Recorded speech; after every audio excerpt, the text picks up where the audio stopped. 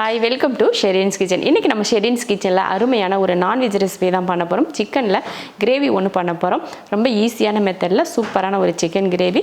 உங்க எல்லாருக்குமே அதிக அளவுல சமையல் பண்றதுக்கு இது கொஞ்சம் யூஸ்ஃபுல்லா இருக்கும்னு நினைக்கிறேன். வாங்க அந்த சிக்கன் கறி எப்படி பண்ணலாம் அப்படிங்கறத பார்க்கலாம்.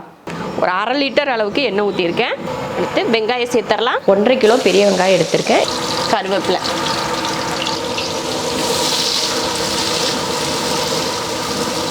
வெங்காயம் ஓரளவுக்கு வதங்கினதுக்கு அப்புறமா அரைச்ச வெங்காயத்தை நம்ம சேர்த்தறலாம். இப்போ இதெல்லாம் சேர்ந்து நல்ல பொன்னிறமா வதங்கட்டும். இஞ்சி பூண்டு பேஸ்ட் அரைக்கலாம். நான் வந்து 150 கிராம் பூண்டு, 125 கிராம் அளவுக்கு இஞ்சி இந்த மாதிரி வெட்டி எடுத்திருக்கேன். அதை அரைச்சிடலாம். அடுத்து இஞ்சி பூண்டு பேஸ்ட் சேர்த்துக்கலாம்.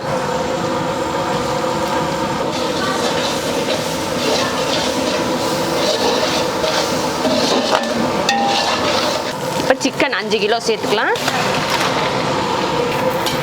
தேவையான உப்பு, அடுத்து மஞ்சள் தூள். இப்போ கிளறிடுவோம்.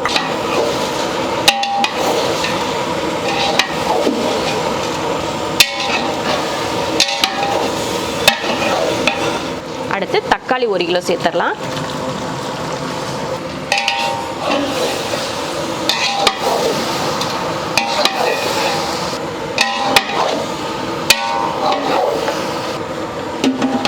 மூடி வைக்கலாம். சிக்கனில் தண்ணி விட்டு வேகட்டும். ஒரு 200 கிராம் அளவுக்கு நான் வந்து இன்ஸ்டன்ட் மசாலா எடுத்திருக்கேன், சேர்த்துக்கலாம். எல்லாம் ஒன்றா கொட்டிட்டு நம்ம போட்டோம்னா நமக்கு வேலை ஈஸியாக முடியும் இல்லையா, அதனால தான் ஒரே கிண்ணத்தில் நான் போட்டு எடுத்துக்கிறேன். அடுத்ததாக இன்ஸ்டன்ட் சிக்கன் மசாலா சேர்த்துக்கலாம். அப்போவே சொன்னேன் 200 கிராம்னு. 25 கிராம் அளவுக்கு மிளகாத்தூள் எடுத்திருக்கேன். அதே போல் ஒரு 50 கிராம் அளவுக்கு மல்லித்தூள் சேர்த்துக்கலாம். அதே போல் மல்லித்தூள் 50 கிராம், மிளகாத்தூள் 25 கிராம்.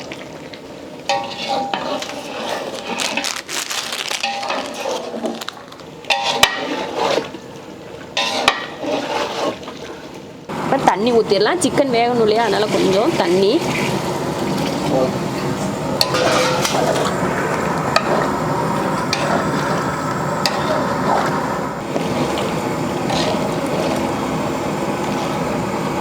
மூடி வச்சுறேன். மூடி வச்சு 10 நிமிஷத்துக்கு மீடியம் ஃப்ளேம் வச்சு வேக வைக்கலாம்.